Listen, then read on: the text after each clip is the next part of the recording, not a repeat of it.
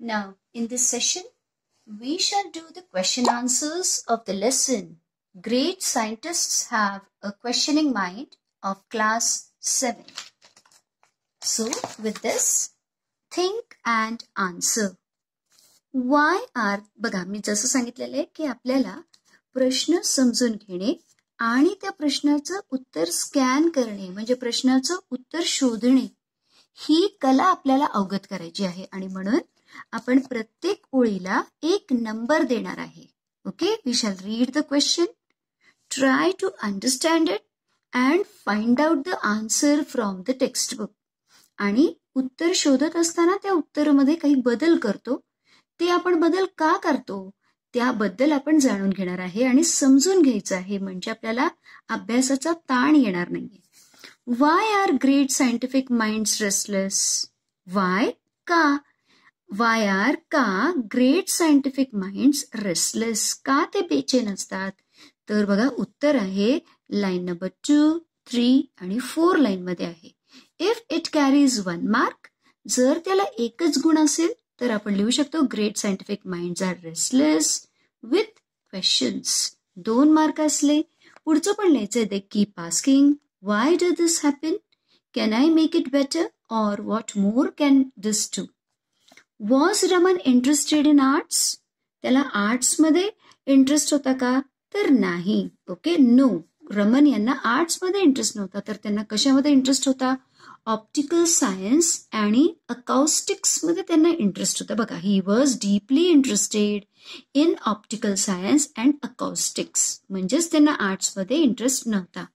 Melodious, producing pleasant musical sounds.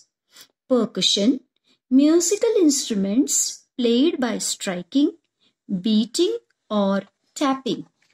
Find out, what does one have to do to prove a theory scientifically? Let us try to understand the question, what does one have to do? म्हणजे एखाद्या व्यक्तीला काय करावं लागतं to prove the theory scientifically? Scientifically म्हणजे शास्त्रीय दृष्ट्या एखादी गोष्ट म्हणजे सादर करण्यासाठी, प्रूव्ह करण्यासाठी काय करावं लागतं. So I have written the answer over here. To prove a theory scientifically, one has to establish cause-effect relations among factors. म्हणजे आपल्याला काय करावं लागतं? कॉज म्हणजे कारण आणि त्याचा होणारा परिणाम, अशा प्रकारचं रिलेशन्स आपल्याला इस्टॅब्लिश करावं की कारण काय आणि त्यामुळे काय त्याचा परिणाम होत आहे.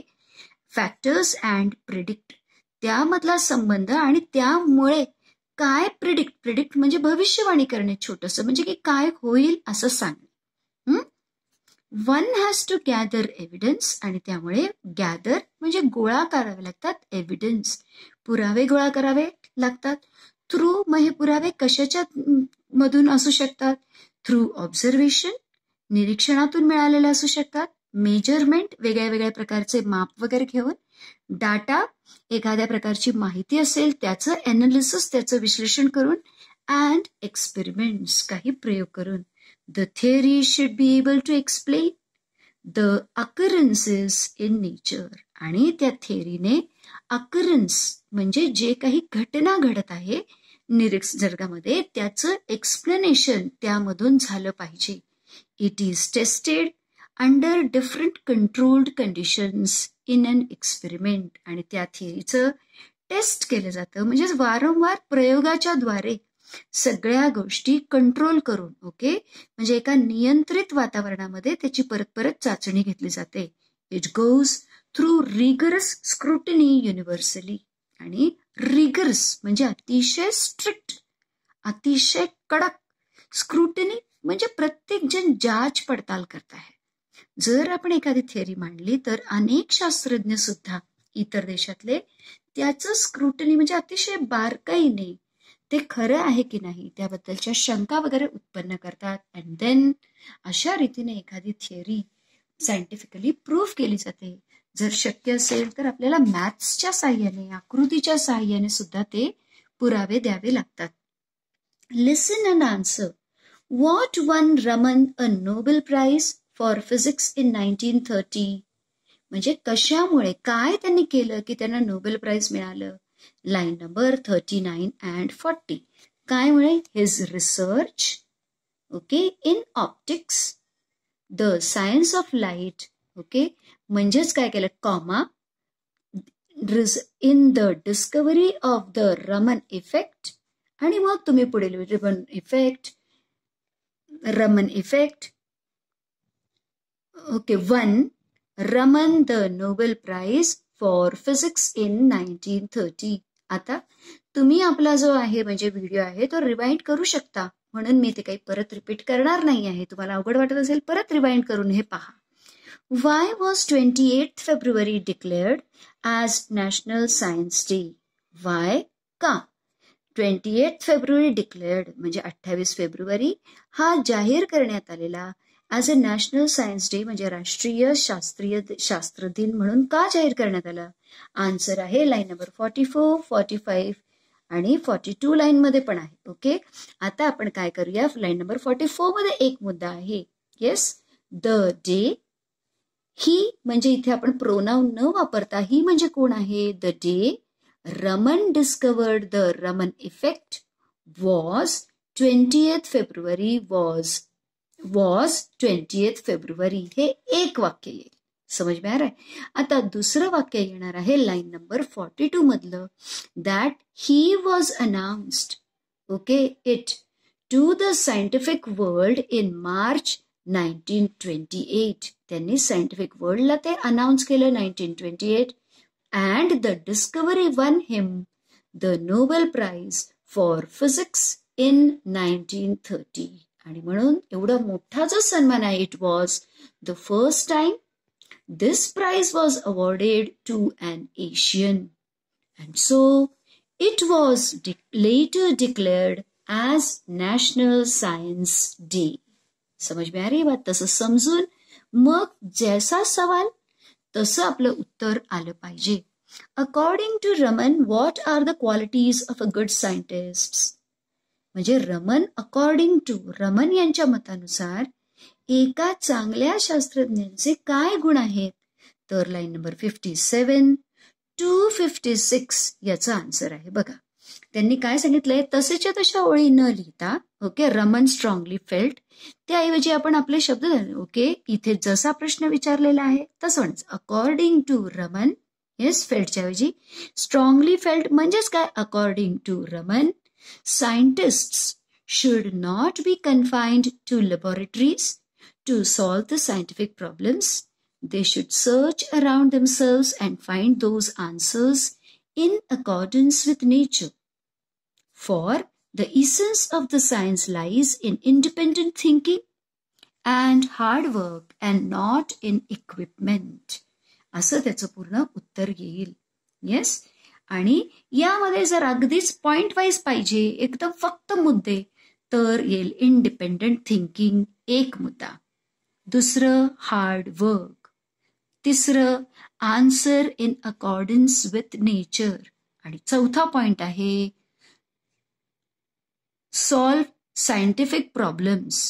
फिफ्थ वाला सांगू शकता not confined to laboratories. Okay असं मुद्द्यामध्ये पण जनरली आता अशी पद्धत असते की एक तुम्हाला काय करतील असा राऊंड देंगे आणि मुद्द्यांमध्येच तुम्ही काय करायचं उत्तर then you will write such points.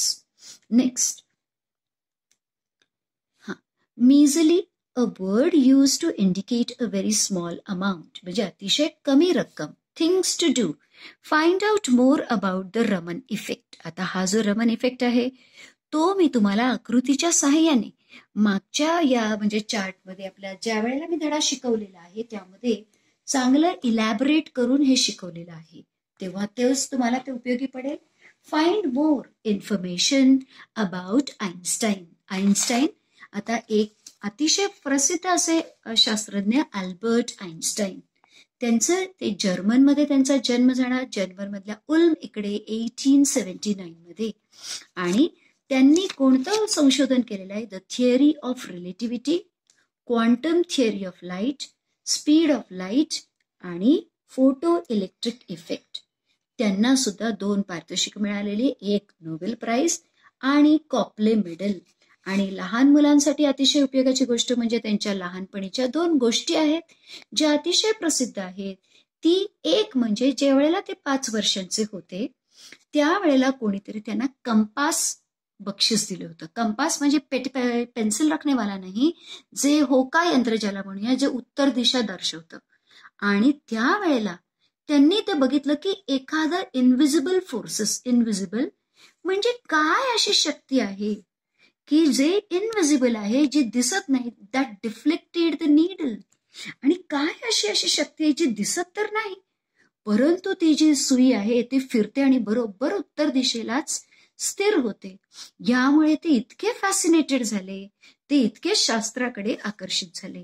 अजून एक किस्सा त्यांच्या बाबतीमध्ये सांगितला जातो की 15 वर्षाचे असताना त्यांना एक बुक होतं, जॉमेट्री म्हणजे भूमितीचं एक पुस्तक, त्यांनी पूर्णपणे गिळंकृत केलं, म्हणजे पूर्णपणे एकदम त्याचा पूर्ण अगदी इंटरेस्टने अभ्यास केला. आणि ते म्हणत होते की sacred little geometry book, sacred अतिशय पवित्र असं ते भूमितीचं माझं पुस्तक होतं. आता तुम्हाला असं वाटेल, परंतु त्यांचं पण जगणं, अर्ध आयुष्य ते अतिशय सामान्य माणसासारखं जगले. उलट त्यांच्या लहानपणी ते स्लो लर्नर म्हणून होते. अनेक विषयात तर त्यांना कधी कधी 1-2दा तर त्यांना लाल रेष पण फेस करावी लागली आणि ते खूप उशिरा बोलायला लागले. परंतु तरी सुद्धा त्यांचे जे इन्क्विजिटिव्ह म्हणजे खूप चौकस असं डोकं असल्यामुळे नंतर ते शास्त्रज्ञ झाले. Now the next is, do you have any question like Raman? Note them down and discuss them with others. खरंच तुम्हाला असे प्रश्न असतील तर ते तुम्ही खरंच काय करा, लिहा आणि नोट डाऊन करा. Prepare a life sketch of doctor C.V. Raman based on this lesson. या लेसन वाचून त्यांचं लाईफ स्केच तयार करायचंय. Doctor C.V. Raman, a life sketch. Doctor C.V. Raman was born in. आता केव्हा त्यांचा जन्म झालेला आहे, line number 8. In the year, line number 9 मध्ये उत्तर आहे. बघा इथे, born in Tiruchirappalli in southern India in the year 1888. Next, he was a dash, a student right from the dash. Line number 10, line number 11. Okay, he was the bright student right from the start. Next is, he was fascinated by. Line number 16 आणि 17 मध्ये आहे, he was fascinated by. बघा line number 16 आणि 17 मध्ये आहे, fascinated by colorful things, be it a flower, butterfly or a gem. Next आहे, he was interested in. Line number 12, optical science and acoustics. He delivered a lecture at. कुठे त्यांनी deliver केलेले, line number 23 मध्ये answer आहे. He delivered a lecture at London. Yes, you will write the name of the country, London. Actually तिकडे at नको, ज्या वेळेला country येतो, in London. He began to wonder about the colors of the sky. He was elected fellow of the Royal Society in. Line number 48 मध्ये आपण उत्तर शोधलेलं आहे, in 1924. आणि नंतरचं आहे, his contribution to the science of optics. He announced the Raman effect in line number 41 in March 1928. Next is, he won the Nobel Prize for Physics in 42 मध्ये आहे, Nobel Prize in Physics in 1913. Find the musical instruments mentioned in the passage. प्रश्न समजला असेल की musical instrument, काही वाद्यांची नावं तुम्हाला या पॅसेजमध्ये दिसतात का, ती शोधायची. तर वाद्यांची नावं 13, 14 आणि 23 ओळीत आलेली आता आपल्याला दिसेल. लाईन नंबर 13 मध्ये एक वाद्य आहे, मृदंगम. ओके, 14 मध्ये आहे तबला आणि 23 मध्ये आहे व्हायलिन. ओके, व्हायलिन आहे. असं वाद्यांची नावं आलेली. List the scientific terms used in this passage. खूप सारे टर्म्स वापरलेले आहेत, त्या लाईनचे नंबर घ्या आणि तुम्हाला ते शोधता आलं पाहिजे. Line number 12, 20, 23. बघा मी काही 4-5 सांगते. लाईन नंबर 12 मध्ये बघा, जसं की आहे ऑप्टिकल सायन्स, हा सायन्सशी संबंधित शब्द आहे. अकाउस्टिक्स हा सायन्सशी संबंधित शब्द आहे. नंतर आहे लाईन नंबर 20 आणि 23. 20 मधलं जे आहे फिजिक्स, हा सायन्सशी संबंधित शब्द आहे. लाईन नंबर 23 मध्ये परत अकॉस्टिक्स हा शब्द सायन्सशी संबंधित आहे. लाईन नंबर 37 मध्ये पहा. लाईन नंबर 33 मध्ये आहे मॉलिक्युल्स, हा अतिशय वैज्ञानिक शब्द आहे. मग लाईन नंबर 37 आणि 38 मध्ये आहे बघा, conduct experiments. Okay, experiments, theory, research, optics, हे सगळे सायन्सशी संबंधित शब्द आहेत. 40 and 42. लाईन नंबर 40 मध्ये रमन इफेक्ट, सायंटिफिक. 42 मध्ये नोबेल प्राइज, फिजिक्स, हे सगळे सायन्सचे शब्द आलेले आहेत. Line number 52, 54. 52 मध्ये पण बघा इकडे आहे structures, internal structures, chemical compound. 53 मधला आहे equipments. Yes, and what we can say theory. आणि 57 मध्ये पण आहे लॅबॉरेटरीज. हे अनेक शब्द असे आलेले, तुम्ही ते लिहा. Next, Google the information about any 5 Indian scientists. बघा, खूपदा असं होतं की आपल्याला आपल्या भारतातलेच कोण महान शास्त्रज्ञ ते माहीत नसतं आणि म्हणून त्यांनी हे दिलेलं आहे, गुगलवरून माहिती काढा. Using the following points arrange it in a tabular form. Tabular म्हणजे एक तक्त्याच्या स्वरूपामध्ये ती सगळी माहिती अरेंज करा. मग तक्ता तुम्ही तयार करायचा. एका ठिकाणी नाव लिहायचंय, प्लेस ऑफ बर्थ, त्यांची जन्म कुठे झालेला आहे, त्यांच्या डिस्कव्हरीज किंवा इन्व्हेन्शन्स, त्यांनी काय शोध लावलेले आहेत, आणि अवॉर्ड्स अँड ऑनर्स, त्यांना कोणते मान सन्मान मिळालेले आहेत, ते असा तक्ता तुम्ही तयार करायचा आहे. आता विद्यार्थ्यांसाठी मी असा तक्ता तयार केलेला आहे. यामध्ये बघा मी वरती काय केलंय, टायटल असं दिलेलं आहे.